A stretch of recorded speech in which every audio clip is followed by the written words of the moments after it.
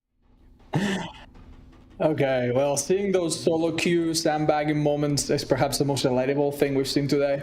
I don't know about you, but I can feel that in my bones. Yeah, absolutely, 100%. I think my favorite one was the banana.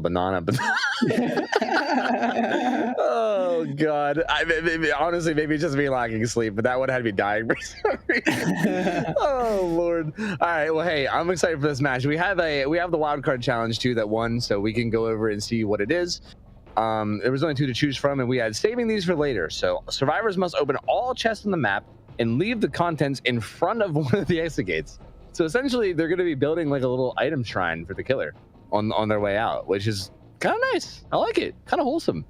So that's assuming they get opening there. A little shop. They're going to do a little bit of trading. Yeah. A little bit of like show me your wares, but as they're leaving the map. I think it's cool. I like it. So I'm curious to see how this goes. There should only be 3 chests on the map, so it shouldn't be too difficult to do. Yeah, I'm thinking maybe in an act of like crazy coincidence, the killer might pick a map that has more chests. I think there's at least 1 or 2 maps that have extra chests. For example, the Temple of Purgation has 1 extra chest in the room in the main building that opens up when you do the main building gen. Yep. So, and I believe maybe Pale Rose has also 4. I don't quite remember, but I know some maps maybe an extra.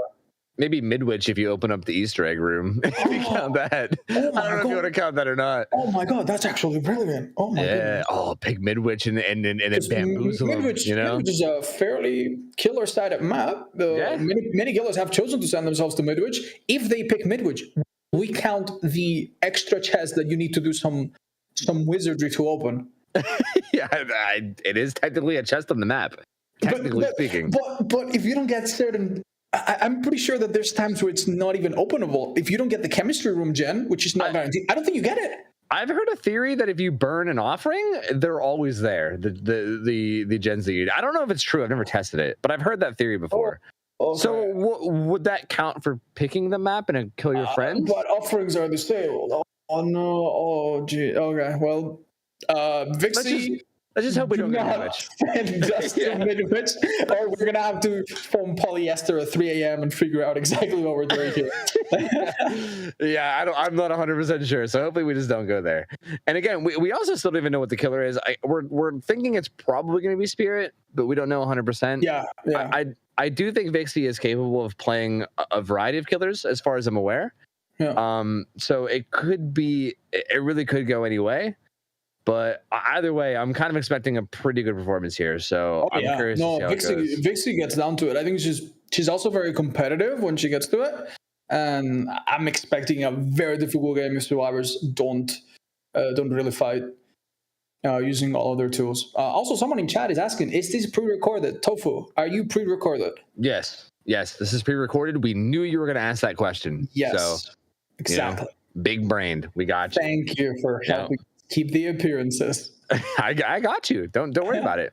Don't even worry about it. Oh man, so I think we're just getting ready to go. We have a little bit more time. Oh, Vixie also, if I'm not mistaken, I think Vixie is also a pretty high ranked League of Legends player. So I believe so. Yeah. So I think I'm just gonna go out there. I tried playing League. That game is hard. So I'm assuming mechanical skill is probably not going to be an issue. That's all. That's the only correlation I wanted to make there. So because mechanical skill it might not be an issue, what if Blight? Perhaps. Tofu, like, come on. Maybe. Come on. Like, I want it, man. I want my Blight. I want it. Just cope with the fact that you're not going to see a Blight today. These are friendly people that don't want to play the fastest, most disgusting killer in this game. They're not. You got a Billy. You should be happy. You got what you wanted. You know. Yeah, we did have a Billy. You're right. We did. We need to moderate our expectations. I hope it's a Blight too. Come on. If it makes you happy, I am happy. I want it. I want it back. It's probably not going to be a thing, but I would also be happy with their Spirit. I think watching like a really, really good Spirit, like just go to town it's one of those like very satisfying things. Just watching a Spirit just appear on everyone and insta down people like all over the place. It's just so nice to watch. Like very satisfying. So I mean, if it is a spirit and people in their group see it coming, we might actually see some interesting perks to try to be quiet. There are a few. Yeah. Oh, the game. Okay, the game, huh? Who sends themselves here? A nurse. It's got to be a nurse. A nurse? Let's maybe move on until we see the killer's point of view. Could be. I don't think Wesker is actually too bad on this map. Oh, that's a very strange nurse. Yeah, that is. Oh my God! Evil just found out the hard way that this player is enduring that little fail really badly. I believe that's. Sorry, I didn't mean to cut you off, but I believe that's also Serpent and Shadow Dance, which I think we'll see right here. You bait the pallet throw, then you kick it, and then it instantly kicks you out of stealth. Bam, just like that. Pallet gone, and then you're out of stealth. It's such a nice combo in Wraith. Wow, so we have 2 pallets gone, about 25 left. Is this honestly that good of an idea? Yes, you are countering this map's main strength, but it's still a big strength. I think this is a pretty brave. That was so bad. They could have thrown it. Why is that? Look at Vixie. They are pissed. They are so mad. Look at that. You can see it. Look at it. You can see the anger.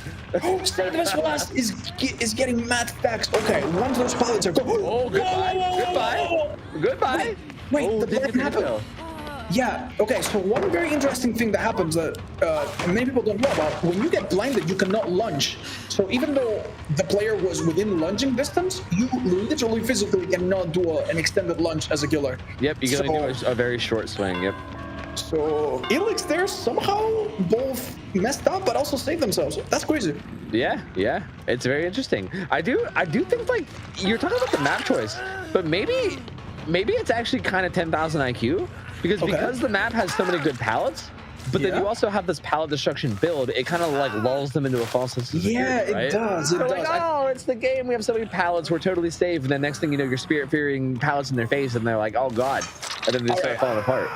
All right, I'll give you a counterpoint though. We have 4 perks, 2 add-ons, and at this point, if survivors have paid attention, they should have figured them all out already. We've seen Enduring Spirit Fury. Say there was Velas, I think it's noticeable at 5 stacks. They should have seen it. And the final perk has, I believe, also triggered. So I don't know. Like it seems like all the cards are on the table. Should we maybe listen in and see what's on their minds? Yeah, that might be a good idea. I think it would be a good time for listening for sure.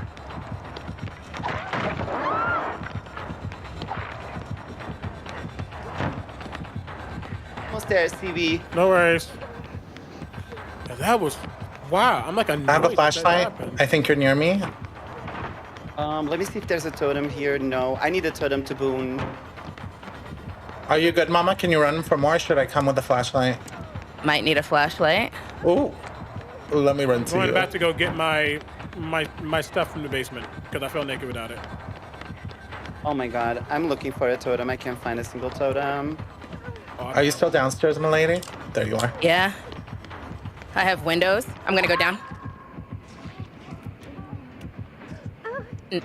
Other side. Yeah, man. I can't do nothing to help with this. I found a totem. Oh, I should have dropped that pallet on him. It's okay. Damn it. We might need it later. Oh, not this. I'm booning literally on we have no gens done. We have no gens done. Yep. We have 2 almost done. I'm almost done with this one. I'm like looking for a gen. I'm about to pop this one. Okay. Okay, I'm on top of Milady. I can save. I had to commit. Oh, please, yes, that was more important. There's another gen that's almost done on the bottom floor. Bottom floor? Is it the center? Heal you? No, not the centers. I think it's in one of the edges by one of the closed gates at the bottom floor. Okay. I think I left it at 50 or 60%. Where is it? There you go. Oh, I thought there was knockout for a second. I was like, are you kidding me? I can't deal with that today. Oh, okay. Oh, we're being chased? Hello? Drop it! Absolutely not! Finishing one of the generators that were being done. I'll go for Elix. Oh wait, I can't do that. You go. You go for Elix. Okay. You go do that. I got Vixie. Hi. Wait, you got the save? I got the save. I'm right here. You got the save. Oh. Thank you.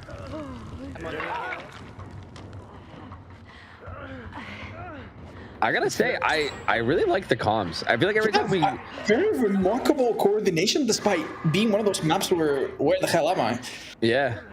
I'm actually really enjoying it a lot. I feel like every time we listen in, they're actually calming like really, really well. That being said, they did point out at one point that they had no gens on, but then they managed to fix that pretty quick. They're up 2 gens now. They have a green key. It's over. It's over. Curtains. It's over for the killer. Curtains. You might as well just give up. Honestly, it's game over. GG. It's really funny that the people in the chat are concerned about the killer's torso. Don't worry, guys. That's just a bit of gamer posture. Yeah. Over the course of the match.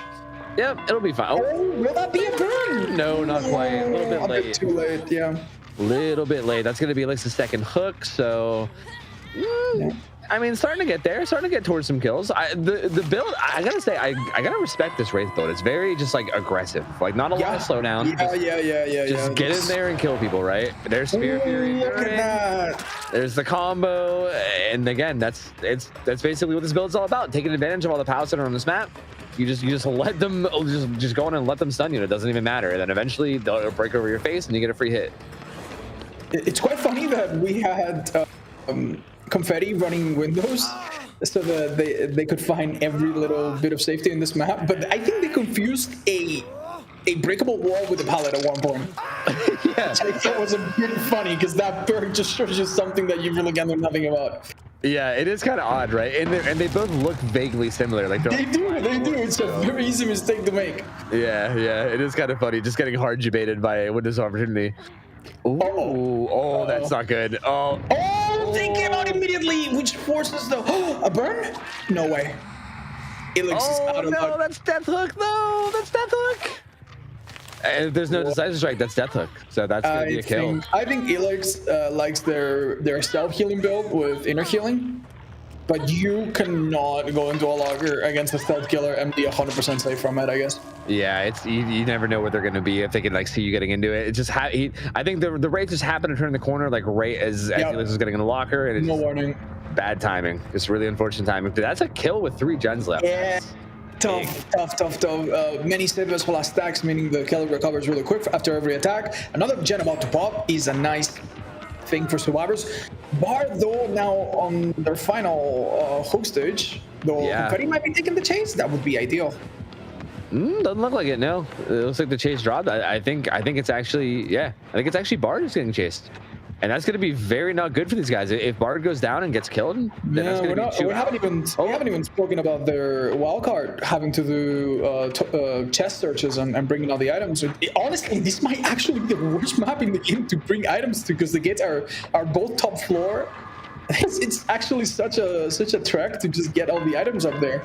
That's actually quite difficult. And even finding the chest is pretty difficult on this map without plunders because it's just so random. Like the rooms are all random. Everything kind of looks the same. Like there's a chest right there that's looted, but outside of basement, there's no real consistent spawn. So you kind of just have to wing it. Right. It looks to me like Evo and Confetti are going to have to make a decision and see who gives himself up. Yeah. In this situation, it might be every man for himself. It might be whoever gets found first. It might be if you're injured, get found so that I can be healthy and hide better. As you can see, the blood. Okay, well, it's under control. Finds Confetti. Gonna find this pallet. Gonna kick it with Serpent. So there you go. Gonna kick him out of stock right away.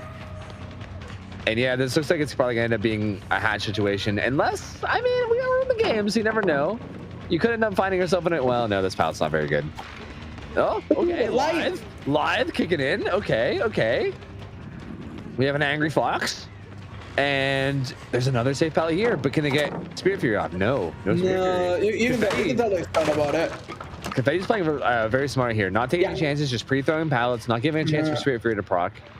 Honestly, it might all seem lost because doing 2 gens is difficult, but if they do gens, they get points. And this is one of those maps where if you really need to get a person out of the game, it's not easy. If they have some pallets, they can make a chase last anywhere from 5 seconds to 5 minutes. Yep. So, and again, it's kind of like you said, every gen matters. So like this gen right here that has a bunch of progress, they want to get this done.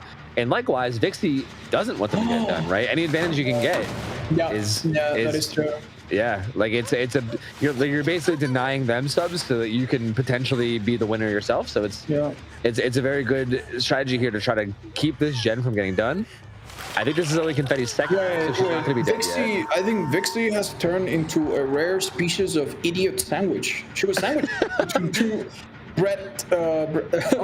Was that Gordon? Was it Gordon? Yeah, I think so. I think so. If we can get a glimpse back at their webcam, that would be really funny. Oh, they kept so close to doing a 4th gen. Oh yeah, not quite. They might manage, but that would be. They're definitely not both getting out of here. If they can get this unhooked, then maybe. But well. Say the last absolute decimating through our health states.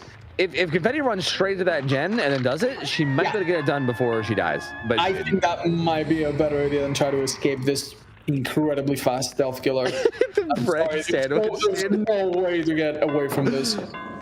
She does the right move there.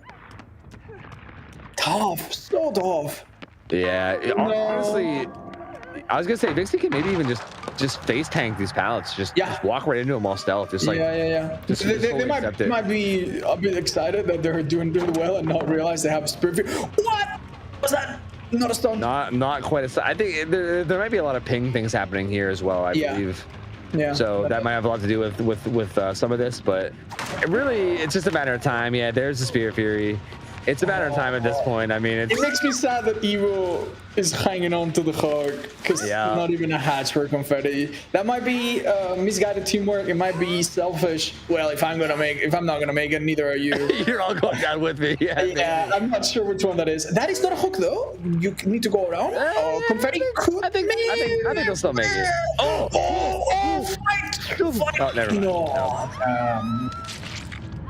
Yeah, not quite. Hey, fantastic performance though. 4K with 2 gens left on the game. As the Wraith, right? Like that's. Oh my god, that is wild. That is 100 points and 50% extra from style. That was awesome. That was great, dude. You said yourself, you'd never get sick of watching Wraith. Yeah. Compelling arguments. That was really, really fun. Yeah. I was expecting a spirit. I'm not gonna lie, I would have taken it, but this was so much more interesting and goes to show that sometimes you don't need to pick the strongest killer that everyone says is the strongest, but rather pick the combination that works best for you and that has the best synergy between killer, add-ons, perks, map, which you can control. Yep, so, I think it was a really nice combo. It was like, here, let's pick the map that has the most pallets, but then let's also make a build that's based around just completely shredding pallets. And it worked out super, super well. I mean, we've seen a lot of places. Fun. You never want to do that until you know the killer. It doesn't have enduring. Yep. That's the type of play that could work without enduring, but doesn't. But like otherwise doesn't. This was a failed burn attempt that ended up making Elix pay, which is not ideal. There were just so many good situations here that Vixie found themselves in. This is where they got the down on Bard. I think that might have been the kill down on Bard, or maybe that was the second hook. And Spirit Fury, always there to torture survivors. Really, really tricky, honestly. I think survivors did well given the circumstances. If you see a Wraith send themselves to a map like this, you have to immediately pick up the fact that they're going to have pallet break-in perks and add-ons, most likely, and immediately from the very beginning take that super, super seriously. I don't know if they maybe were a bit too concerned about opening chests at the beginning. We've seen that happen in some rounds where survivors get too sidetracked by their side objectives. But excellent performance from Vixie. Everything we could have expected. Yeah, I mean, I couldn't really say anything to do better. I mean, just pretty fantastic play overall. And I think we're actually going to be taking one more break before the final match. So I think we can just kick it to that. So give us about 5 minutes or so, and we'll come back and get you guys the last killer match of the group.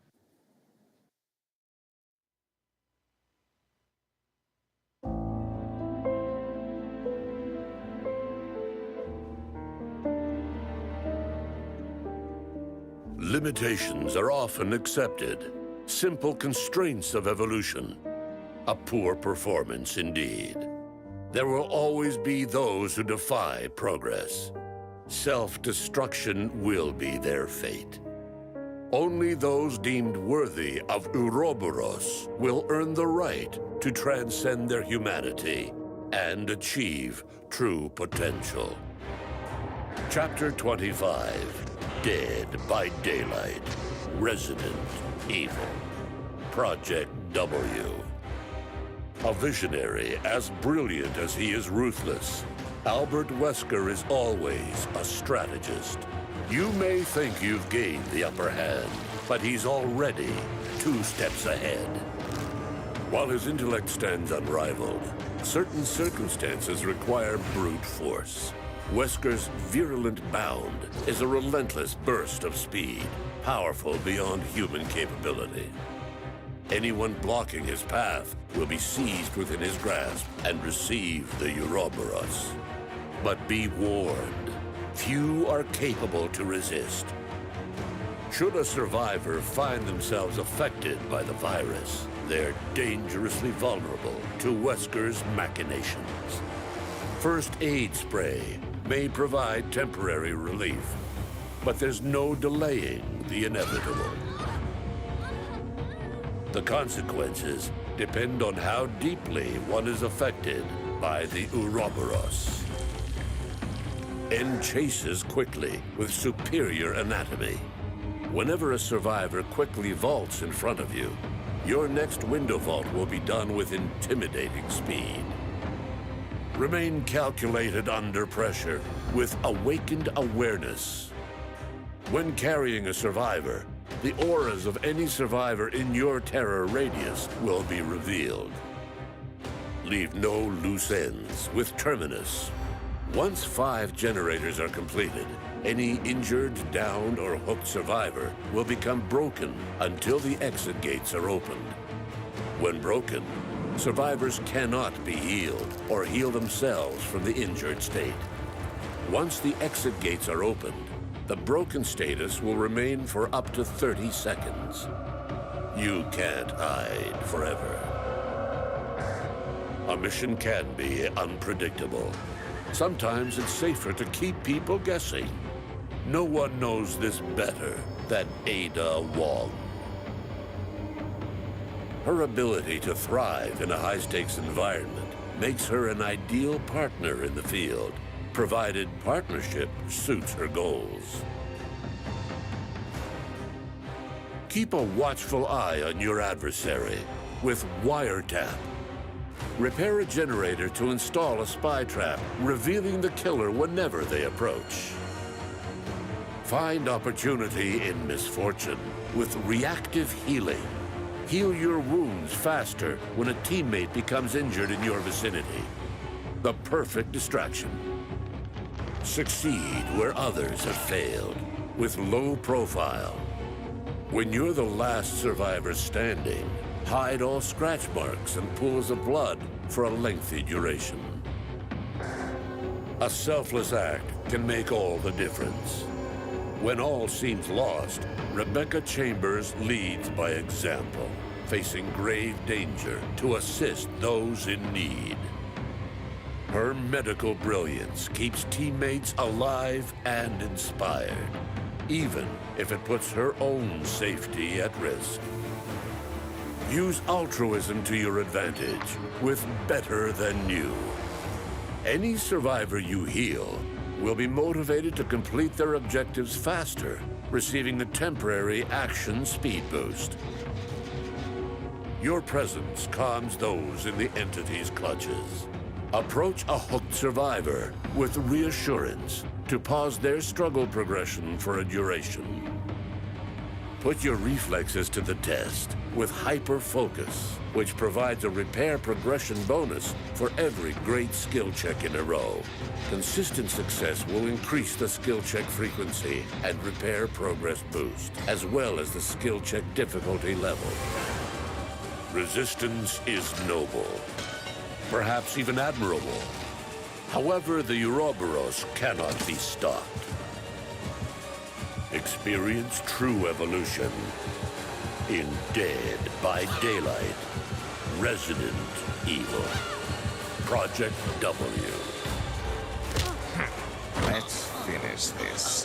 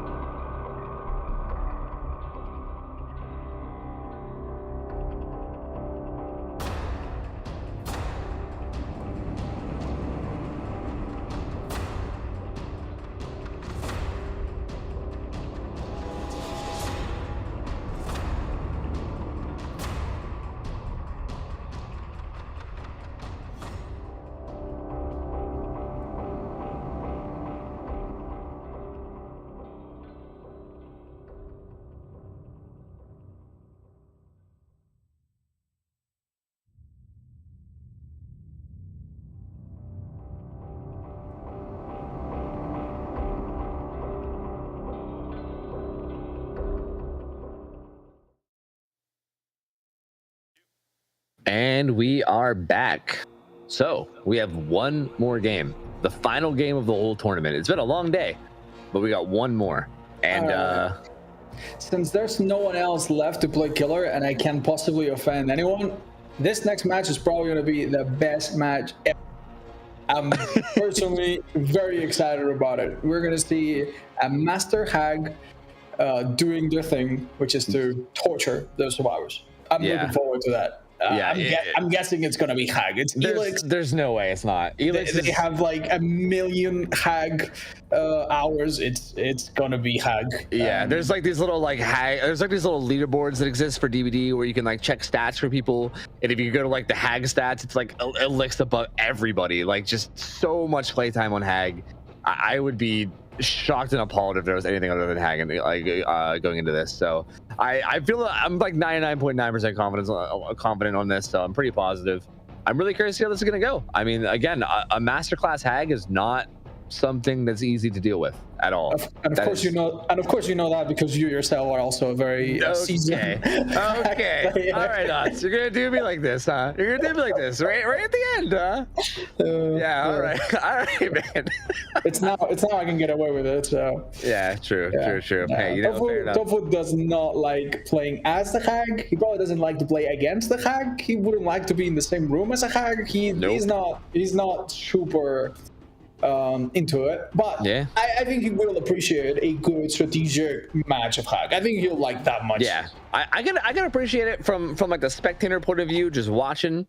I'm all for it. I'm down as long as I don't have to play it. I'm all for it. So that's okay with me. And again, it's gonna take really, really good disciplined play from the survivors to deal with it, because it's really easy to kind of crumble and fall apart when you're going up against a hag. So really curious to see how that's gonna be. Small advantage. They played against one already, right? We did have a hag in this group, so maybe they're a bit more warmed up, and maybe that's a factor that ends up helping them. But that's about the only thing I can think of that's looking bright for survivors. We also have to worry about this. Yeah. So the last wild card is tokens of appreciation. One survivor must escape the trial with 15 total tokens accumulated on their perks. Wow. Damn. So token perks. There's a good old auto dick deck, which is high quality, top tier perk. It goes up to 5. Yeah, okay. Goes up to 5. Wait. Let's dial it back a minute. What is a token for someone that maybe has never heard the actual word?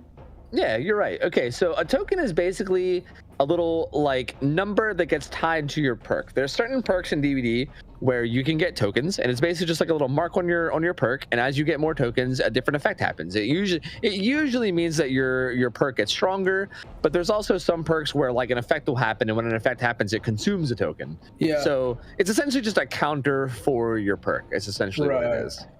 There's also some perks that start with tokens automatically. And then they go down. Things like distortion, for instance, right? You could regain tokens of distortion, but Ambiente, I believe, if all the survivors are alive, has tokens. Oh yeah, I think you're right. That has 3. Oh, you know what would be perfect for this? Fast track. I know.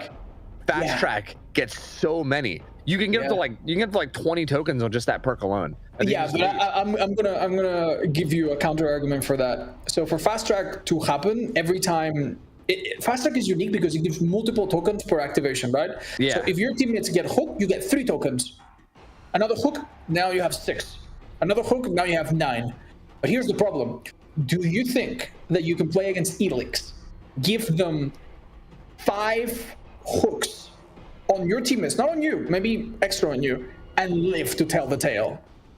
I mean, here's the question. Are you going to stop Elix from getting 5 hooks to begin with? I mean, do you think you can do that at all? Because that's, I feel like going against Elix, and especially Elix's hag, I feel like you got to expect to be taking some hooks. I mean, I feel like at that rate, it's like, are we even going to survive at all? Yeah, right? no, that's an excellent point. I think their best strategy here is to try to ham fist some of these perks into several of these people's builds so that all of them have a chance to pull it off. Yeah.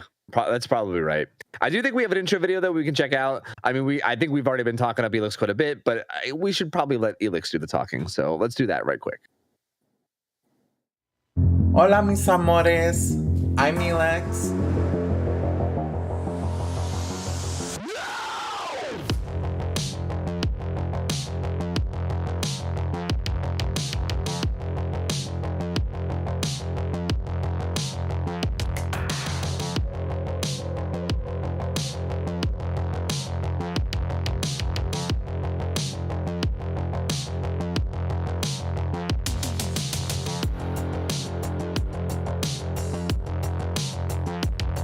started playing Dead by Daylight in 2017, and I was invited to the Fog Whisperer program February of 2019.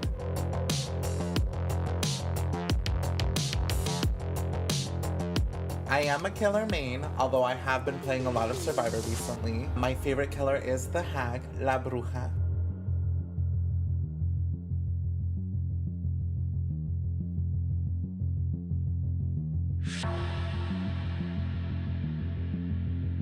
And I love doing cosplays of characters from Dead by Daylight. One of my favorites that I've done a couple for is Jane Romero.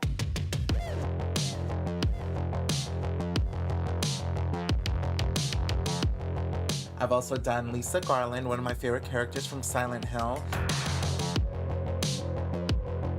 And my own interpretation of the Huntress. We gave her some big lips and big lashes.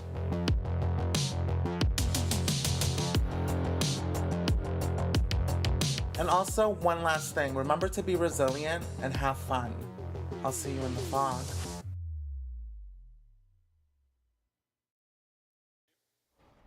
Oh, I never realized Elix had those hips. Damn. right. I sometimes forget that streamers also have a lower torso, I suppose. That was very distracting. Honestly though, like all jokes aside, very talented, as so many people here are so talented, and it's awesome to see all the different cosplays and everything that Felix pulls off. And again, also a crazy good DVD player as well, so I'm excited for that too. There's so much cool to see here, and I'm excited to see how this match goes, man.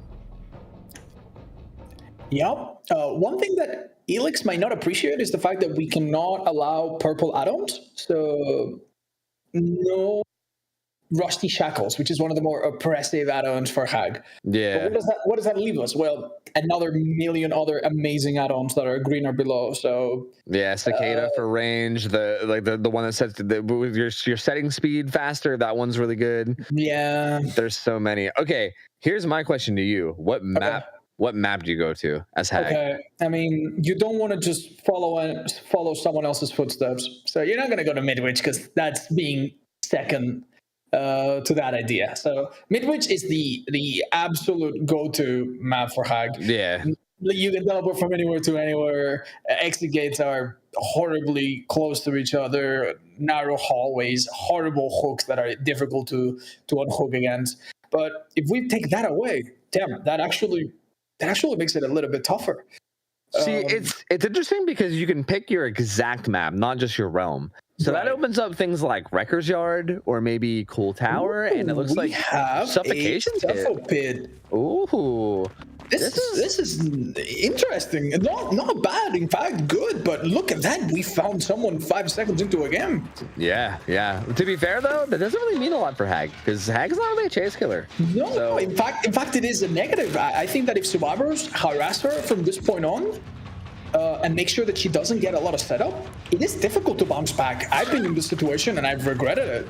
Yeah. You don't want to be found or find people early on. Getting a free hit, though, it's that's great. And trapping up the flashlight too. That Nancy had a flashlight, knocked it out with Franklin's, then trapped it up. So if that Nancy goes back for it, she might be in for a little bit of a triangle surprise, you know? Yup. And only 3 traps down, but I mean we'll see how it goes. Interesting build. Dark Devotion. Dark Devotion is really spicy. That's an interesting one. We had a trap on this tile, but it was ignored.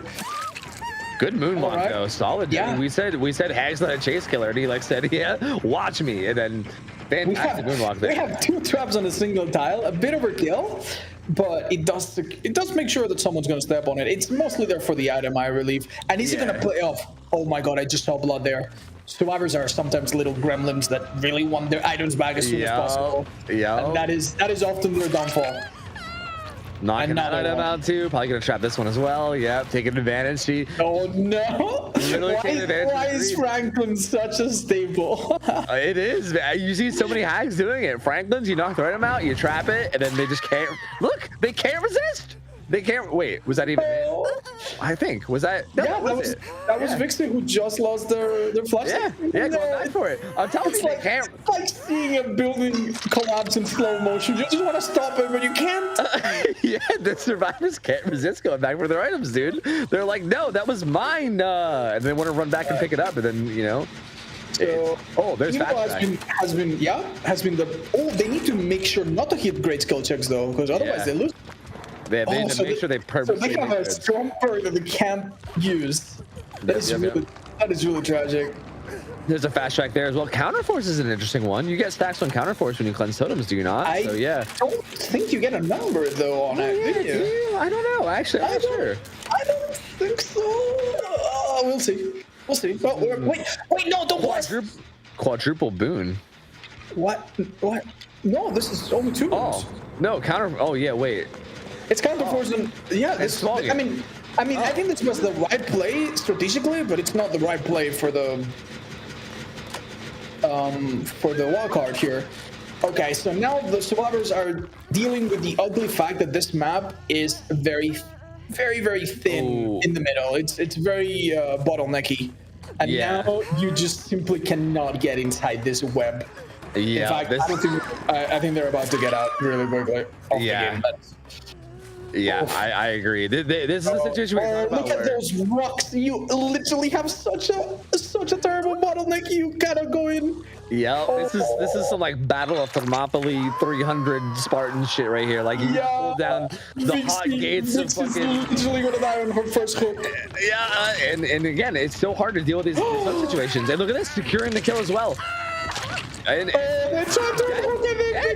just dead. Alexa's not messing around, dude. Just dead. No, it's okay. It's okay. This was practice.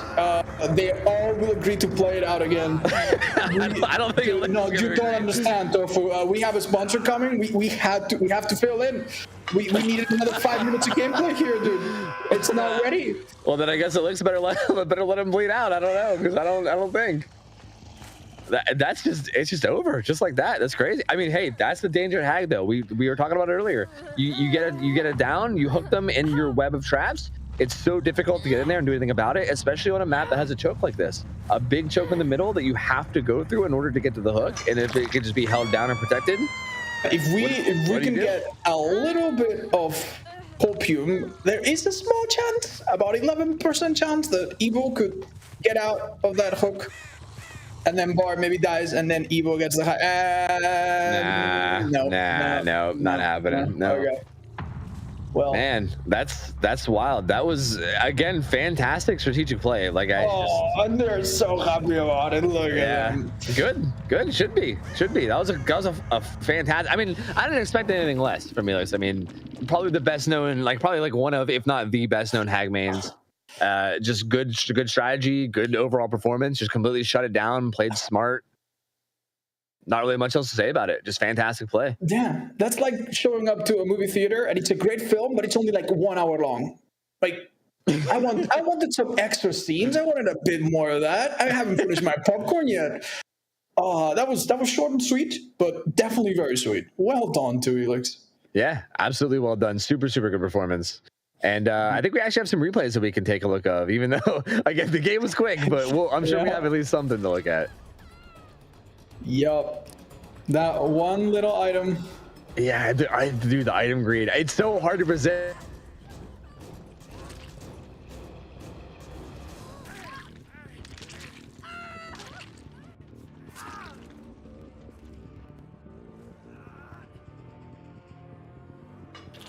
Discord had to die on me one more time before the night was over, huh? It happened to me as well. So there was an awkward pause there. Dear viewers, worry not. We were just having some technical issues. But yeah, we've said everything there is to say about Hags, about Elix's insane Hag performance. So insane job. Well done. Yeah, just super well performed overall. Like, again, strategy was just top notch. Like, literally just played it the exact perfect way that you should. Like, macro plays, incredible, forcing survivors into tough situations and then taking advantage of any little tiny mistakes they make, and just bam, dead like so quick. And well, I believe it is time now to get on a one-on-one chat with one of our wonderful participants from this group. And we might just have the green light to do so. Yeah, I believe so. I think we have an interview coming up with one of the newest Fog Whisperers, actually. Yeah, we were just seeing the fateful moments. we're actually watching. Yeah, they're sitting here waiting for the interview while we replay them dying over and over. It is going to be a bit awkward. It's literally Bard that we're interviewing, and we're just watching the clip of him dying to this over and over. Not like this. All right. Well, hey, I want to welcome in Critical Bard, who we're interviewing today. One of the newest Fog Whisperers that just got added recently in the newest batch. And yeah, hey, how's it going? Good to have you in, man. I'm anger right now. Yeah. Did you enjoy that showcase of the clip? Dude, let it all out. Listen, it's fine that I lost. I was expecting it. We all said Elix was going to destroy us, but it's the fact that instead of getting the person off the hook, it made me pick up the item that I got dropped because of Franklin's, so I couldn't get them. It's okay. Yeah. We had the benefit of watching it and not having to play it, and to us, it looked like that person was toast. They were dead. They were dead. They were dead. It's almost commendable that you even dare to get that close. I think self-preservation would have compelled me to just be like, okay, you guys do that. I'm going to find the hatch. So I can't do that because I'm already not a survivor main, but I say I have a paladin aura around me that I'm going to always be the one to go save somebody, even if I die. Because the purpose isn't me getting out, it's the group getting out. So if I die and 3 people else get saved, that's fine with me. That is very refreshing and not a philosophy that many people share. And we have this impression that this is a big part of your identity. Right? You like to help out others, not just in the game, probably, but also in life. I would like it to be known, if you hear a leaf blower right now, they decided to do lawn right now. Great. Thank you. Hey, man, lawns can wait for no one, all right? It needs, when it needs done, it needs done, you know? It builds character. It's okay. Yeah. All right, go ahead, sorry. So I just want to ask, so you're new to the Fog Whisper program, and this is your first Into the Fog event, right? Mm-hmm. So how are you feeling? Did you have something that was maybe your favorite part of the event? Honestly, I enjoy collaboration, not like from a need to know people and use them, because that's just icky to me. I just enjoy being able to play with people that I enjoy or haven't met and I can meet. So for me, the best part about this is just being able to play with fellow Fog Whisperers and having a good time, because we're all screaming at each other, struggling together, and that's what makes this game fun for me. So yeah, that was definitely a highlight for me. Yeah, a lot of the genuine interactions you get where you're all just kind of having fun and having just a genuine good time together. It's so nice. So yeah, it was cool. Every time we did a listen in and we heard you guys talking, we heard a lot of that, and it was really nice to hear. Now, Otz, feel free to talk every minute at any point if you want, because I don't want to just take total control and I don't want to just take away from you. It's all good. We got a minute. Me and Tofu went back and forth trying to debate whether or not you pick the map for your killer. Do you go to a random map? Do you have some kind of strategy? Bring yourself to Larry's? Because we both figured out that this is a difficult map to play as Nurse. So I made a fatal play, if you will. Okay. I was planning on bringing in Darkness Revealed with Nurse on Leary's, so I can just get some more aura reading, and then I totally forgot to bring it because I was so focused on Lightborn, because I am anti-flashlight, and if you don't like that, I don't care. I love flashlights, but it's just a meme from I'm gonna do Lightborn, and then it screwed me. But it's also okay. It's okay. I did much better earlier today, and then I was like, yeah, you know what? I deserve it. But I had some good blinks, and I'll take that. Oh, you did have some great plays, and I think that now that you tell us that missing part of the puzzle, doesn't it make a lot more sense to you? Yeah, Tofu? Yeah, it makes a lot more sense now for sure. Yeah, we did have another player run that exact build, and it worked out for them really well. So I can see it would have been really, really nice to see. But these are just things that happen. You did incredible, and it was really fun to watch. For me, this game isn't. I know a lot of people aren't going to agree. This game isn't about winning or losing. you already have the odds stacked against you. So it's not about, for me, I don't go into trying to win. I go into trying to have a good time, see what builds work, see how I can navigate a certain way to make it out good. So I was like, you know what? I'll be able to blink everywhere with Leary's, with the darkness revealed, and having some, and Starstruck, I know people are going to be around. I saw some flashlights. I'm going to just play with it. Didn't work out that way, and that's okay because I'm still here. Yeah. Hey, I mean, look, we saw you nail some really good blinks regardless. I think you played really well with it regardless. I mean, it's a tough map and everything. And again, as long as you had fun, that's all that matters. So, like, who cares? Was it easy being altruistic when you played Survivor in the other rounds with your co-stars? Did they make it easy for you? No, but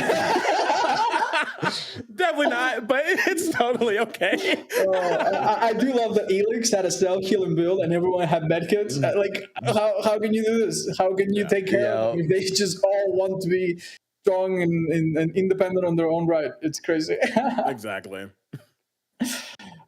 Yeah, kind of getting launched out of your comfort zone there, because I know you're definitely like a more altruistic player, so that's kind of interesting to see. Did you have to change anything up about your Survivor playstyle because of that? Like, was it kind of like out of your comfort zone? Not necessarily. I tend to, like, first of all, I didn't like pick what I had knowing what they were doing. I just wanted to play something that I thought would work for me. So it's nothing necessarily changed in my play style, more so just me seeing how I can do certain things, how I can get certain places. And I instead of going for one person, I kind of spread the wealth, and I kind of screwed it up. But like I said, it is what it is. So Bart, needless to say, we have a lot of folks watching that maybe are introduced to your content for the first time. Could you tell us where they can find you, and if you have any message for them in regards to DVD or just life? Of course, yeah. You can find me everywhere at Critical Bard, except Tumblr. I don't own that, and who even still uses Tumblr? If you do, go for you. Like I said, I do a lot of tabletop in my time, so you'll find me doing many different tabletop D&D games across, professionally, just depending on what I need to do at that time. And yeah, for me, I say it at the end of all of my streams, and you heard it in the intro video as well. In the Kingdom of Trouble, which is where we are. We're the troublemakers, and we always say to keep making trouble wherever you go, because it's up to us to shake up the system one troublemaker at a time. And I stick with that. It's up to us to try to do something good with this world. There's too much negativity already. So if you can shake up the system and make things better for someone else, then that's A-okay with me. Well, that is absolutely lovely. My goodness. That is inspiring and very beautiful, and I'm about to cry now. If you me. Hey man, it was great to meet you though. You seem like such a fun dude, and I'm definitely excited to see more from you. And everything you're about is super wholesome, and it's really cool to get to share this moment together with you. So thank you, man. And if also, you guys, I'm going to interrupt Tofu because I know he had one question he couldn't ask, or we barely had time. We love your name. Your name. Oh yeah, your name is awesome. I wasn't gonna say your name, but your name is awesome. I just wanted to say that. And we've been having this conversation behind the scenes all day, where we're like, "That guy's such a cool name." A lot of people think it's a stage name. It's like, luckily, it works for both. But no, it isn't. Hey, it was an honor meeting you, man. And again, if you guys don't know Critical Bard, check him out everywhere. I mean, feel free. And good to have you, man. Thank you. Thank you for sharing your time with us. I appreciate it. You all have a good day. Yeah, take care. All right, guys. So that's it.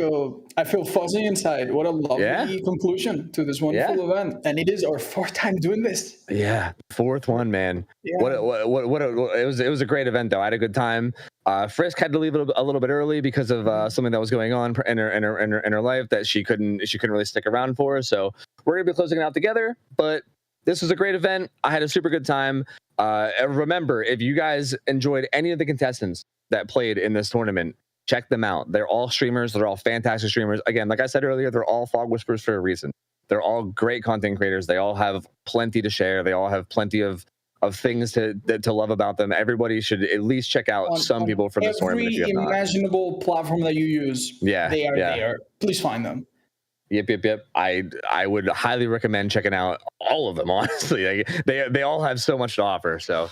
And that's going to be it for us, I think. So big shout out to Behavior for putting this together. Big shout out to Waveform for working behind the snes. We've had Discord's been being insane today. And no shout out for them. Yeah, no shout out for Discord, but shout out to Waveform for handling it superbly. There's been weird issues with Discord all day, and they've handled it like absolute champions. Yeah. So like big shout out to them as well. Everyone behind the scenes for doing everything. This was a super great event. I had a super good time casting it, hanging out with everybody. Hope you guys had an awesome time watching. And I think that's going to be it for us, unless you have any closing words, Otz? Nothing. I'll see you next year on the next one and the one after that until we are in a retirement home. Thanks so much for watching. It's been so lovely. Yeah, have a good one, guys. Take care. Bye-bye.